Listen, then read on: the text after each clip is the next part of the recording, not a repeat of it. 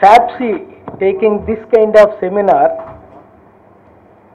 When I was working as Joint Commissioner, when the Delhi slaughterhouse file has gone to Planning Commission, the man telling, the important person there who has to give the decision is telling, I am an orthodox Brahmin, such files should never be put up to me. So here, FAPSI, and we are seeing that they are vegetarians, particularly Subbarao Garu.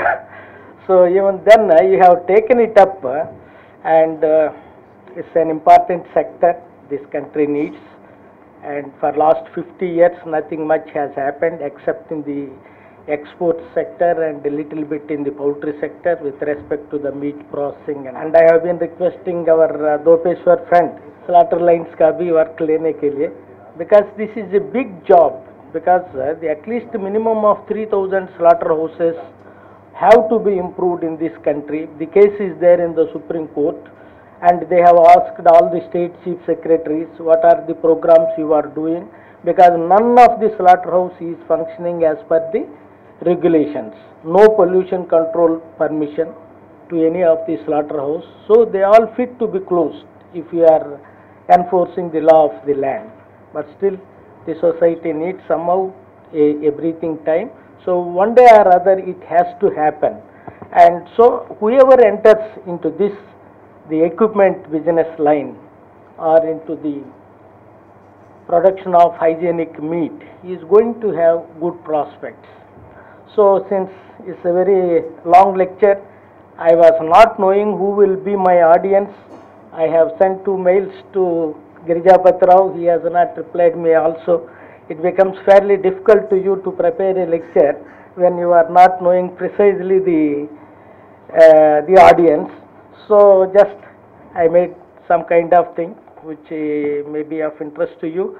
If not, at least in the end, if you have any doubts pertaining to your own interest, you can ask. So I will straight go into the lecture. It is the clean meat production and modernization of slaughterhouses.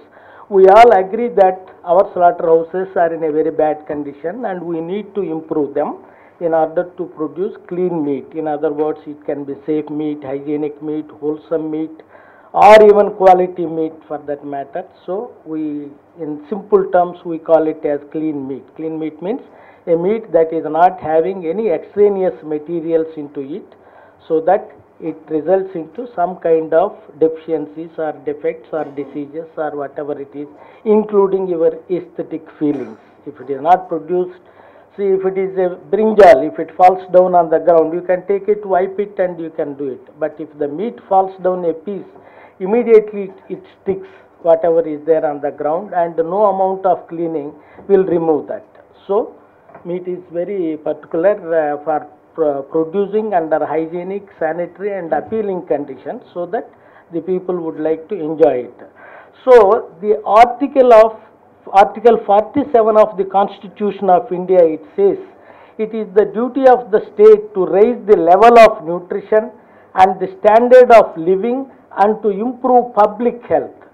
So all these 3 things are very important with respect to the meat and poultry sector, not only for their production, processing and all, and the consumption, and for the very health and nutrition of the people and protecting the public health. The way we are processing huge number of small chicken centers in the midst of people living and throwing the waste and all, they are all very troublesome points for public health is concerned. So it is our duty to protect public health by organizing any of the meat or poultry sector in a systematic way, so that it promotes public health. It also contributes to the raising of the level of nutrition and the standard of living in terms of good earnings for the stakeholders involved in its production, processing and trade. For to one animal welfare man, Detti, he said, sir, I am a pure vegan, I don't take even milk, so this thing.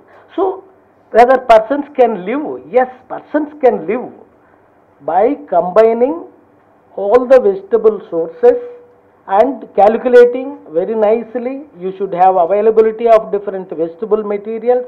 You should have knowledge of their composition. Then you can have a diet. So, but that cannot happen across the board when you talk of the country or the population.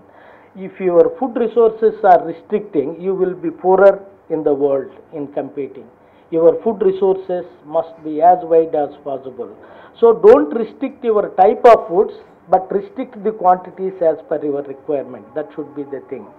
So the Indian Council of Medical Research, they have, earlier they used to say that so much meat has to be eaten.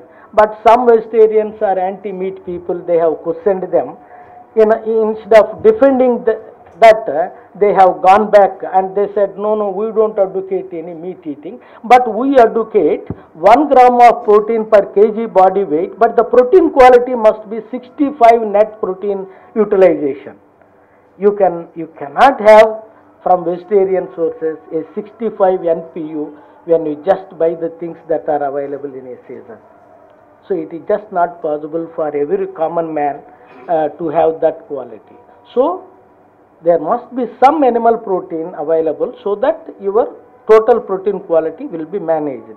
There is an idealistic suggestion that is 180 eggs and 9 to 11 kg meat per person per annum. But going by the nutritional demand, by the proven research and by the scientific belief, if you have 30 grams animal protein per day, then you need not bother about what is the balance of the protein I am eating, any protein you eat, but this 30 grams will cover up. If it is less than 30 grams, then the diet will become questionable quality. But if it is less than 15 grams, certainly the protein malnutrition will. So there is another finding which says that a person's daily protein intake should be about 1 gram per kg body weight. If one is 60 kilos, he must eat 60 grams protein, of which 30 to 50% must be from animal protein.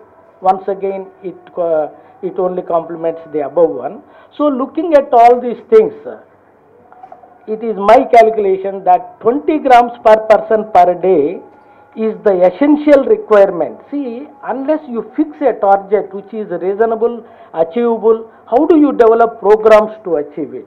But that is not having. If you look at the National Nutritional Policy, it is a document, I don't know who prepares this kind of things, when they prepare, and if you read it, there is all something about iron, this, that and all, but nothing about the major nutrients.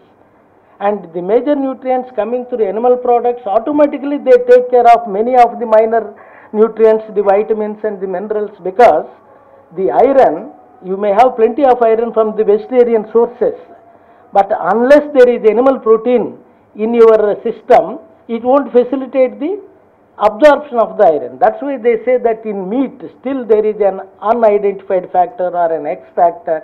When you take meat, not only the meat has the good amount of iron in the form of myoglobin or hemoglobin, but it facilitates the absorption of non-animal product sources, that is the vegetarian sources. So meat eating is a must, and particularly for us where we are terribly deficient of iron, because a very huge number of children and the pregnant mothers, they are all deficient of iron.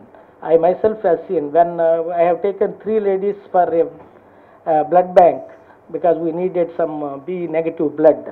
So all the 3 were rejected because they don't have the 12 iron in them. So they have rejected, and it was very difficult. We told, somehow you make it. No sir, our rules won't permit.